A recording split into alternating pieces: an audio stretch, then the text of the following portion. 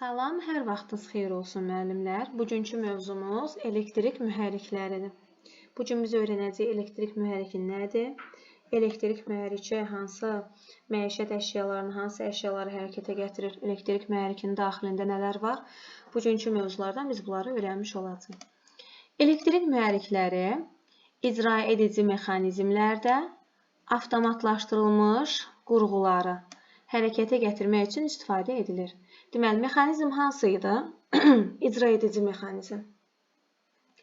Bəs hansı qurğudan avtomatlaşdırılmış qurğuları hərəkətə gətirmək üçün istifadə edilir? Deməli, ümumiləşdirsək, elektrik mühərrikləri avtomatlaşdırılmış qurğunu hərəkətə gətirir.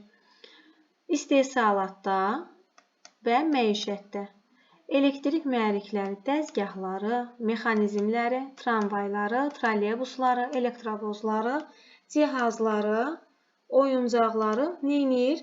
Hərəkətə gətirir.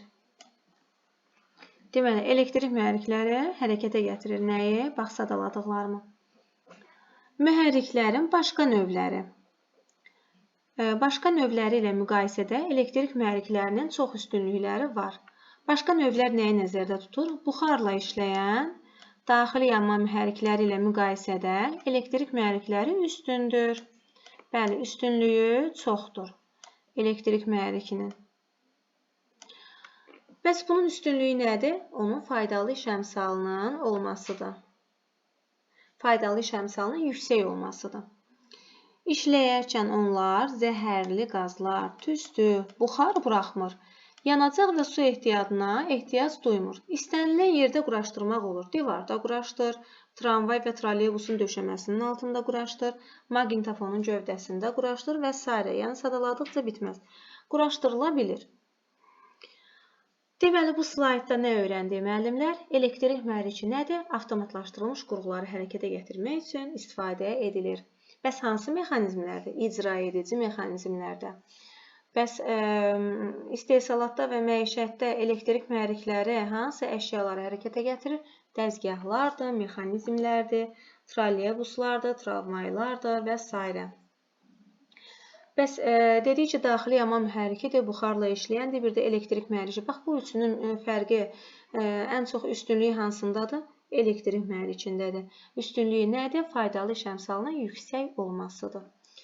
Digərlərindən fərqi nədir? Zəhərli qazı yoxdur, tüstü buraxmır, buxar buraxmır, nəyə ehtiyac duymur? Yanacağa, suya ehtiyac duymur. İstədiyimiz yerdə quraşdıra bilirik. Divarda, döşəmənin altıdır, nə bilim, gövdədə.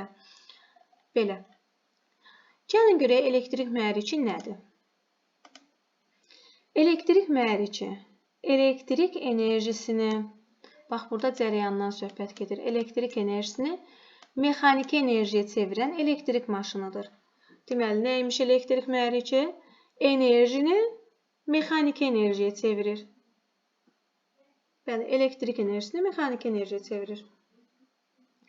Elektrik mühərrikləri aşağıdakı əlamətlərinə görə təsnif edilir. Gəlin görək, hansı əlamətlərdir? Birinci, fırlanan maqnit sahəsinin alınması üsuluna görə. Fırlanan maqnit sahəsinin alınması üsuluna görə kollektorlu da ola bilir, kollektorsuz da ola bilir. Deməli, maqnit sahəsinin alınma üsuluna görə necə olur? Ya kollektorlu olur, ya da kollektorsuz olur. İstifadə olunan cərəyanın növünə görə. Bəli, cərəyana görə sabit ola bilir, bir də dəyişən ola bilir. Fazaların həm miqdarına, həm də gücünə görə. Deməli, fazalarına görə, fazaların miqdarına və gücünə görə. Miqdarına görə olacaq 1 fazalı və ya 3 fazalı, bir də gücünə görə. Deməli, necə təsnifatlaşdırdıq? Maqnit sahəsinin, fırlanan maqnit sahəsinin alınma üsuluna görə, istifadə olunan cərəyanın növünə görə, bir də fazaların miqdarı və ya gücünə görə. Deməli, yenə deyirik, istehsalatda və məişətdə ən geniş istifadə olunan kollektorlu elektrik mühərriklərdir. Ən geniş yayılan hansıdır? Kollektorlu mühərriklərdir. Deməli, dedik ki, fırlanan maqnit sahəsinin alınmasına görə həm kollektorlu ola bilir, həm də kollektorsuz ola bilir. Bu kollektorlu olan da mühərrik ən geniş istifadə olunandır. Niyə bundan geniş istifadə edirlər müəllimlər? Ona görə ki, kollektorlu mühərrikləri elektrik enerjisini mexaniki enerjiyə çevirir. Nə gözəl. Amma mexaniki enerjini də elektrik enerjisinə çevirə bilir. Bəli, həm elektrik enerjisini mexaniki enerjiyə çevirir, həm də mexaniki enerjini elektrik enerjisinə çevirə bilir. Bəli, buna görə həm mühərrik kimi işləyir, həm də generator kimi. Bəli, kollektorlu mühərriklər həm mühərrik kimi, həm də generator kimi işləyə bilir. Gəlin slaydımıza nəzər salaq. Elektrik mühərriki nədir? Nədir elektrik mühərriki? Elektrik enerjisini mexaniki enerjiyə çevirdi mi? Bəli. Biz bunu təsnifatlaşdırdıq. Dedik ki, cərəyanın növünə görə necə olur? Sabit və dəyişən. Maqnit sahəsinin alınma üsuluna görə necə olur? Kollektorlu olur, kollektorsuz olur. Fazaların miqdarına görə necə olur? 1 fazalı, 3 fazalı və ya fazaların gücünə görə. Ən geniş istifadə olunan mühərrik hansı idi? Kollektorlu mühərrik idi. Niyə kollektorlu mühərrik? Ona görə ki, kollektorlu mühərrikləri həm elektrik enerjisini mexaniki enerjiyə çeviririk, həm də mexaniki enerjini elektrik enerjisinə çevirə bilirik. Və buna görə də o həm mühərrik kimi, həm də generator kimi işləyə bilir. Kollektorlu elektrik mühərrikinin iş prinsipi necədir? Gəlin baxaq. Kollektorlu mühərrikin iş prinsipi fizika qanunlarına əsaslanaraq demək olar ki, maqnit sahəsində, baxın, maqnit var burada. Bir-birinə, belə deyək də, əks olan, hansı ki, maqnitin bir üzü cəzb eləyir, bir üzü itələyir, düzdür? Bir-birinə qarşılıqlı yerləşən maqnit var. Maqnit sahəsində olan naqilə, baxın, naqilimiz də budur. Naqilə elektrik cərəyanı buraxdıqda, ona cərəyan ətrafında yaranan maqnit sahəsi ilə sabit maqnit sahəsində yaranan qarşılıqlı qüvvə təsir etməyə başlayacaq. Deməli, cərəyan ətrafında yaranan maqnit sahəsi ilə sabit maqnit sahəsində yaranan qarşılıqlı qüvvə F, qarşılıqlı qüvvə təsir etməyə başlayacaq. Maqnit sahəsində cərəyanlı naqilə təsir edən qüvvənin istiqaməti sol əl qaydası ilə təyin edilir. Sol əl qaydası necədir, müəllimlər? Sol əlimizi elə tuturuq ki, maqnit sahəsinin qüvvə xətləri, baxın, maqnit sahəsinin qüvvə xətləri ovcumuza daxil olsun. Ovcumuza daxil olanda, hansı ki bizim 1, 2, 3, 4 barmağımız, 4 barmaq cərəyanın istiqamətini göstərir. Amma bizim hansı ki 90 dərəcə bucaq altında açılmış barmağımız isə naqilə təsir edən qüvvənin istiqamətini göstərir. Deməli, 4 barmaq nəyə göstərdi? Cərəyanı. Bəs baş barmağımız nəyə göstərdi? Qüvvənin istiqamətini göstərdi. Belə müəllimlər, gəlin bu şəklimizə bir də nəzər salaq. Dedik ki, bir-birinə qarşılıqlı yerləşən maqnitlər var. Maqnit sahəsində, hansı ki, bizim cərəyanlı naqilimiz var. Naqilə elektrik cərəyanı buraxanda nə olur? Cərəyan ətrafında, hansı ki, yaranan maqnit sahəsi ilə sabit maqnit sahəsində yaranan qarşılıqlı qüvvə olur. Bəli, qarşılıqlı qüvvə olur. Deməli, maqnit sahəsində cərəyanlı naqilə, baxın bu cərəyanlı naqilə, yenə karandaşımı itirdim. Cərəyanlı naqilə təsir edən qüvvənin istiqamətini biz necə tapdıq? Sol əl qaydasını. Ola bilsin, testdə versinlər sağ əl qaydası. Xeyr, sol əl qaydasıdır. Sol əlimizi elə tuturuq ki, hansı ki, bax burada maqnit sahəsinin qüvvə xətləri, bax bunlar, qüvvə xətləri bizim ovcumuza daxil olsun. Əlimizi naqilin istiqamətində tuturuq və 90 dərəcə açılan barmaq nəyi göstərdi? Qüvvənin istiqamətini göstərdi. 4 barmağımız isə cərəyanın istiqamətini göstərir. Cərəyan keçən naqilin maqnit qütbləri arasında. Deməli, cərəyan keçən naqilin maqnit qütbləri arasında davamlı hərəkətini təmin etmək üçün onu çərçivə şəklinə salırlar. Deməli, baxın, burada çərçivə şəklindədir. Burada çərçivə şəklindədir. Amma bayaqçı şəkildə necə idi? Bayaqçı şəkildə isə boş naqil idi, yəni düz naqil idi. Bu şəkildə isə cərəyanlı çərçivədir, belə deyə çərçivə şəklindədir. Bu çərçivənin hər iki tərəfinə maqnit eyni anda, amma əks istiqamətlərdə təsir göstərəcək. Baxın, müəllimlər, maqnitin bir hissəsi cəzb eləyir, bir hissəsi itələyir. Düzdür? Bir hissəsi cəzb eləyir, bir hissəsi itələyir. Çərçivənin, dedik ki, bir hissəsi cəzb edəcək, digər hissəsi isə itələyəcək. Yarım dövrdən sonra çərçivə dayanacaq. Əgər çərçivə 360 dərəcə fırlanırdısa, 180 dərəcə fırlanıb dayanacaq, belə deyək. Çərçivənin eyni istiqamətdə hərəkətini təmin etmək üçün həmin an oradakı cərəyanın istiqamətini dəyişmək lazımdır. Daha dəqiq desək, mənbədən cərəyan götürən naqillərin uclarının yerini dəyişmək lazımdır. Mənfini müsbətə, müsbəti mənfiyə. Bax, bu cür formada dəyişməliyik. Bu, kollektorlu mühərrikin işinin əsasıdır. Deməli, kollektorlu mühərrikin işinin əsası nə oldu, müəllimlər? Hansı ki, naqilin uclarını dəyişirik. Bax, budur. Daha sonra çərçivədə cərəyanın istiqamətinin avtomatik dəyişdirilməsi üçün xüsusi dəyişdirici açar, kollektor. Hansı ki, xüsusi dəyişdirici açar nədir? Kollektor quraşdırılıb. O, iki yarım dairəvi kontakt lövhədən ibarətdir. Çərçivənin hər çıxışı ayrıca yarım dairəyə lehimlənib.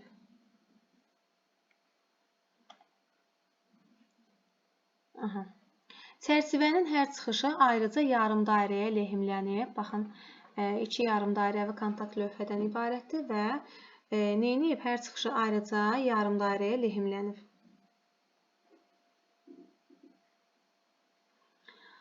Kollektora iki elastiki metal lövhə, yəni fırçalar sıxılıb ki, bu lövhələrdə enerji mənbəyinə naqillər vasitəsilə qoşulub. Bəli, fırçalar hansı ki, naqillər vasitəsilə qoşulur enerji mənbəyinə.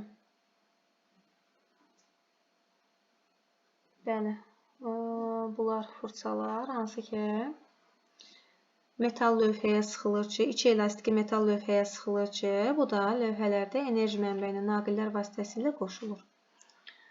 Gəldik dərsin ən maraqlı yerinə.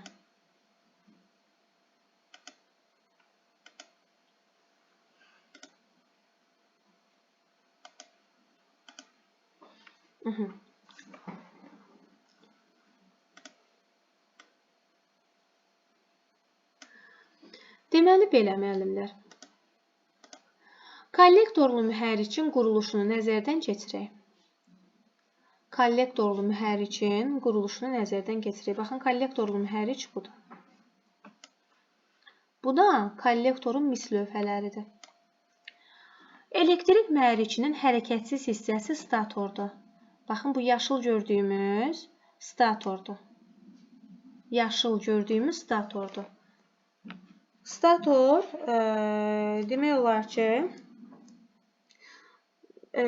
sabit dayanır da, belə deyə, ancaq maqnit yaradır. Stator maqnit yaradır. Bu da rotordur. Bax, bu rotordur. Budur rotordur. Rotordakı fırlanır. Deməli belə, elektrik mühərrikinin hərəkətsiz hissəsi hara oldu? Stator oldu. Statorun işi nədir? Maqnit sahəsi yaratmaq. O daimi maqnit sahəsi yaradır, yazıb burada. Quruluş etibarilə stator sabit maqnit şəkildə və ya sarğıları və nüvəsi olan elektromaqnit şəkildə ola bilir. Deməli, quruluş etibarilə stator necə olur? Stator sabit maqnit şəklində və ya elektromaqnit şəklində ola bilir. Sabit maqnit şəklində ola bilir, bir də elektromaqnit şəklində ola bilir.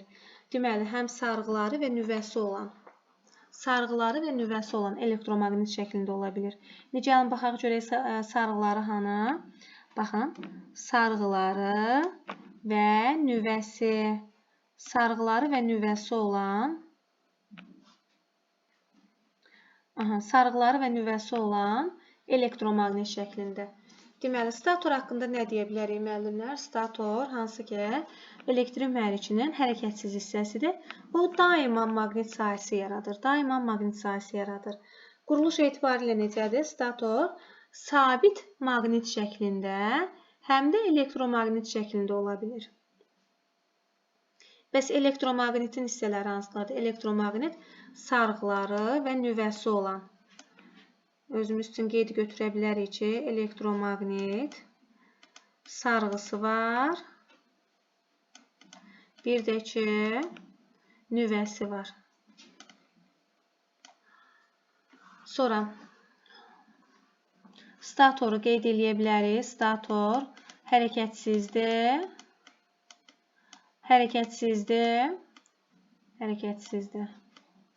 Və bir də maqnit sahəsi yaradır. Maqnit. Siz özünüz üçün səliqəli qeyd eləyərsiniz. Quruluşu necə olur? Sabit və bir də elektromaqnit şəklində ola bilir. Sabit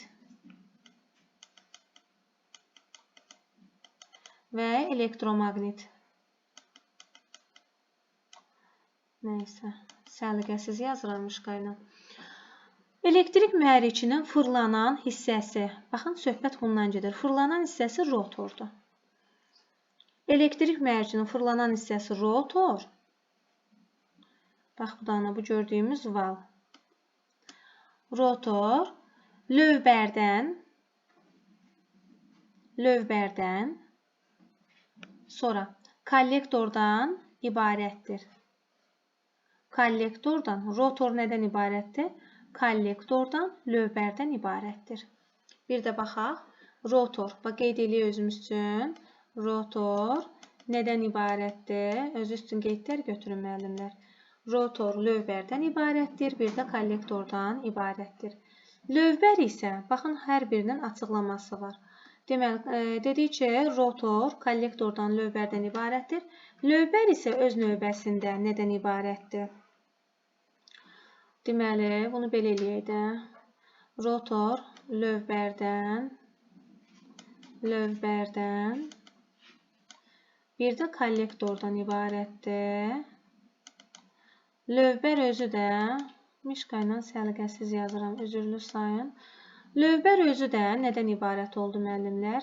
Nüvədən və bir də sarğıdan. Nüvədən, bir də sarğıdan ibarətdir. Gəlin, baxaq, hanı nüvə? Baxın, nüvə. Nüvədən və bir də sarğıdan. Baxın. Deməli, lövbər nüvədən və sarğıdan ibarətdir. Rotor nədən ibarət oldu? Kollektordan, bir də lövbərdən. Lövbər isə nüvədən, sarğıdan ibarətdir. Sonra mühərrikin lövbərində bir neçə sarğı olduğundan kollektor içi deyil, çox sayda bir-birindən və mühərrikin valından təcrid edilmiş yarım dairələrdən ibarətdir. Dedik ki, mühərrikin valından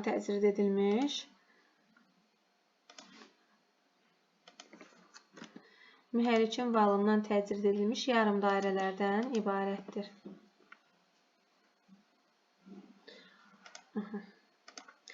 Kollektor lövbərin valında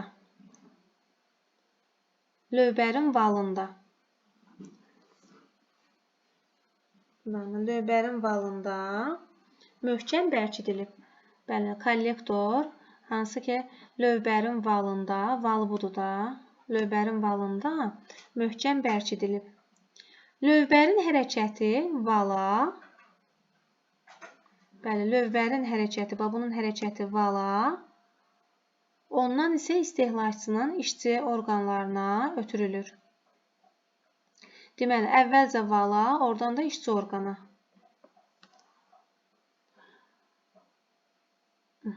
Val statorun arxa, bax, stator budur, statorun arxa və ön qapaqlarına, arxa və ön qapaqlarına, bəli, lövbər, hansı ki, statorun arxa və ön qapaqlarına preslənmiş deyircəkli yastıqlarda, baxın, söhbət buradan gedir, xırda deyircəkli yastıqları biz keçmişik də, deyircəkli yastıqlarda fırlanır. Deməli, val harada fırlanır? Statorun arxa və ön qapaqlarına preslənmiş. Həm arxa qapağında var deyircəkli yastıqlar, həm də ön qapağında var. Hansı ki, arxa və ön qapaqlarına preslənmiş deyircəkli yastıqlarda fırlanır. Elektrik mühərrikinin soyması qanadı. Söhbət bax buradan gedir. Soyması qanadı vala birləşdirilmiş ventilyatorun köməyi ilə həyata keçirilir. Belə bilirəm, müəllimlər, çətin olmadı mövzu. Ventilyatorun köməyi ilə həyata keçirilə bilir. Deməli, rotora da ayrıca baxaq, müəllimlər, burada. Dedik ki, elektrik mühərrikinin fırlanan hissəsi, bax, bu daima fırlanırdı. Fırlanan hissəsi rotordur, hərəkətsiz hissəsi statordur. Bax, bu içi olan, yaşıl olan. Nədən ibarət oldu? Sarğıdan, nüvədən və bir də ki, sarğıdan ibarətdir. Bax, görün, sarğıdan və nüvədən ibarətdir. Daha sonra mühərrikin lövbərində, lövbər buydu.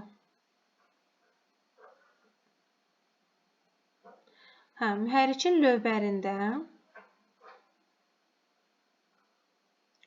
bax, burada, lövbərində, harada qaldım hemen?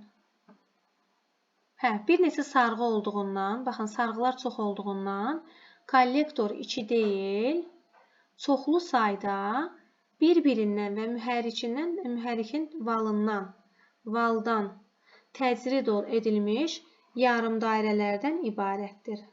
Yəni, yarım dairələrdən ibarətdir. Kollektor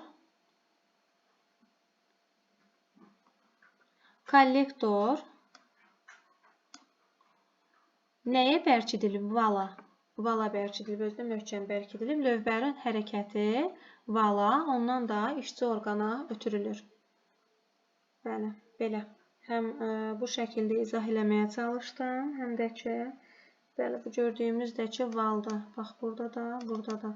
Kollektor 30 durulub vala. Hansı ki, biz deyircəkli yastıqlar dedik. Bax, bu da burada da deyircəkli. Bax, bu hansı ki, belə deyək də, bu metalın daxilində deyircəkli yastıqlar var. Xırda deyircəklər var. Bəli, onların val, hansı ki, statorun arxa və ön qapaqlarına preslənmiş deyircəkli yastıqlarda fırlanır. Bəli, bu val. Və ən sonda da oldu ki, elektrik mühərrikinin soyması qanadı vala birləşdirilmiş ventilyatorun köməyi ilə həyata keçirilir. Müəllimlər, bilmədim, necə izah elədim. İnşallah ki, sizin üçün əl çatan olmuşdu. Etdiyim izahlar rahat olmuşdu. Belə, növbəti dərs inşallah ki, görüşmək ümidi ilə. Öyrəndiyimiz mövzu da elektrik mühərriki idi. Biraz diqqət tələb edən mövzudur. Tam fikrimizi cəmləyib baxsaq, inanıram ki, düzgün testlərdə də işləyəcəksiniz. Sağ olun, növbəti dərs görüşmək ümidi ilə.